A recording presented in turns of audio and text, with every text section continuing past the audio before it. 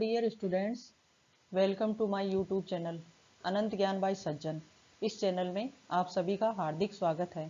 यदि आप इस चैनल पर नए हैं तो प्लीज़ सब्सक्राइब कर लीजिए और लाइक शेयर करना ना भूलें। पिछली कक्षा में मैंने सर्वनाम के दो भेद आपको बताए थे, पुरुषवाचक सर्वनाम, निश्चयवाचक सर्वनाम। इस कक्षा में मैं आपको बाकी चार भेदों के बारे में बताऊंगी। अनिश्चयवाचक सर्वनाम, प्रश्नवाचक सर्वनाम, संबंधवाचक सर्वनाम, निजवाचक सर्वनाम एवं उनके उदाहरण और महत्वपूर्ण प्रश्न।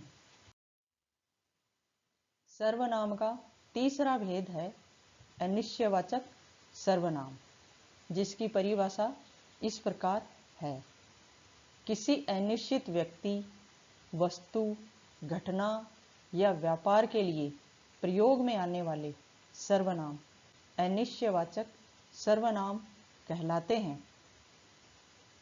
इसके उदाहरण हैं कोई, किसी, कुछ आदि, जिनमें से सजीव प्राणियों के लिए कोई, किसी और निर्जीव पदार्थों के लिए कुछ सर्वनाम का प्रयोग किया जाता है, जिनका वाक्यों में कुछ इस प्रकार प्रयोग किया है।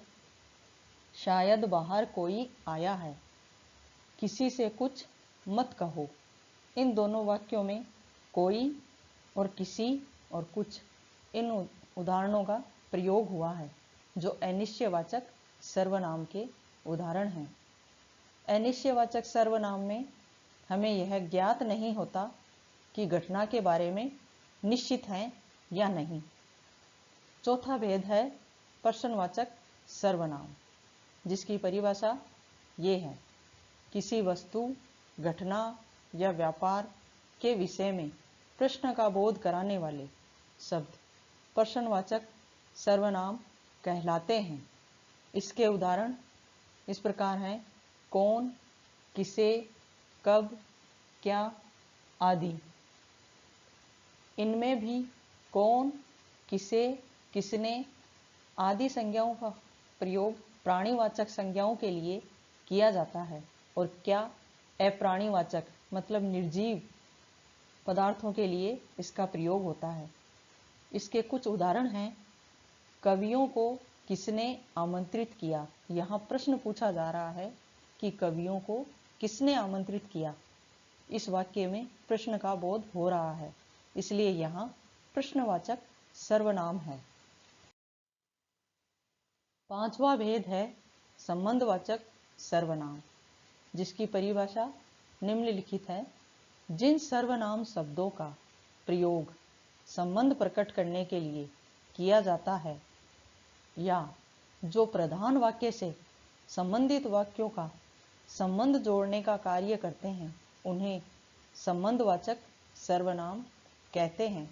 अर्थात दो वाक्यों का परस्पर संबंध जोड़ने वाले शब्द या किसी व्यक्ति का दूसरे व्यक्ति से संबंध जोड़ने के जो शब्द का प्रयोग किया जाता है, वहीं संबंधवाचक सर्वनाम की प्रकृति होती है। इसके उदाहरण हैं जो, जिसे, वह, जैसा, जैसा, जिसका, उसका, जिसमें, उससे आदि। इसके कुछ वाक्य इस प्रकार हैं। जैसी करनी वैसी भरनी। इसमें दो वाक्य हैं जो दो शब्दों के जरिए जुड़े हुए हैं, जैसी और वैसी। करनी और भरनी वो वाक्यों से संबंधित उदाहरण हैं। जिसे देखो वही अत्यधिक व्यस्त है। इसमें जिसे और वही, इन दो शब्दों के जरिए संबंध प्रकट हो रहा है, जिससे दो वाक्य जुड़े हुए हैं।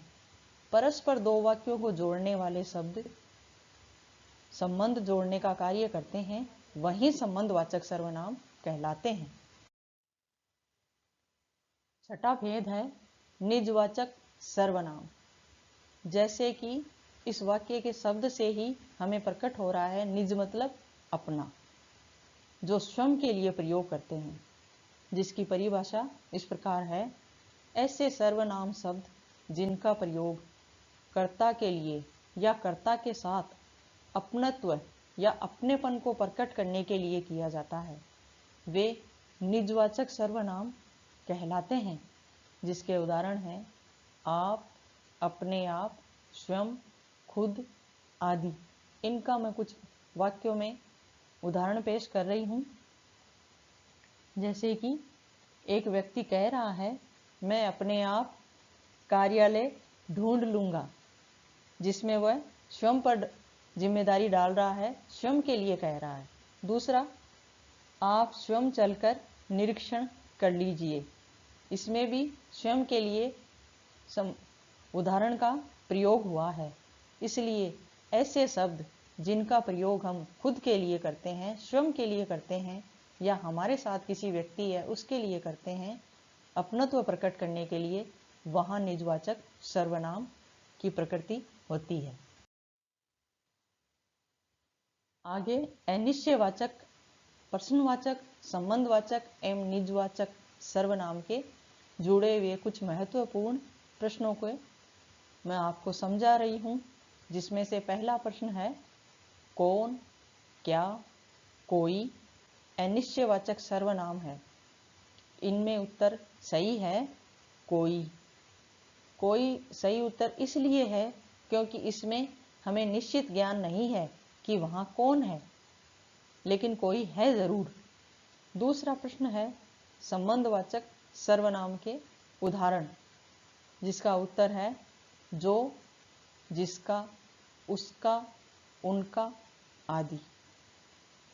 तीसरा प्रश्न है सुबह यहाँ कौन आया था। वाक्य में कौन से सर्वनाम का प्रयोग हुआ है।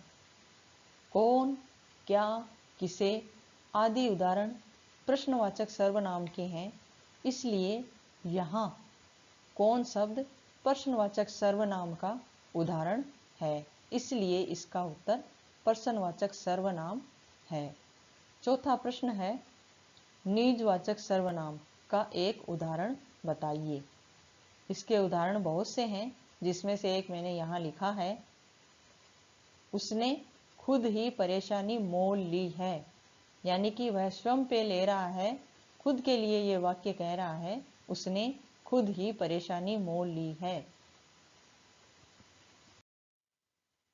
इस वीडियो को देखने के लिए आपका बहुत बहुत धन्यवाद। Thanks for watching this video and please like, share this video and subscribe to my channel and press the bell icon button. धन्यवाद।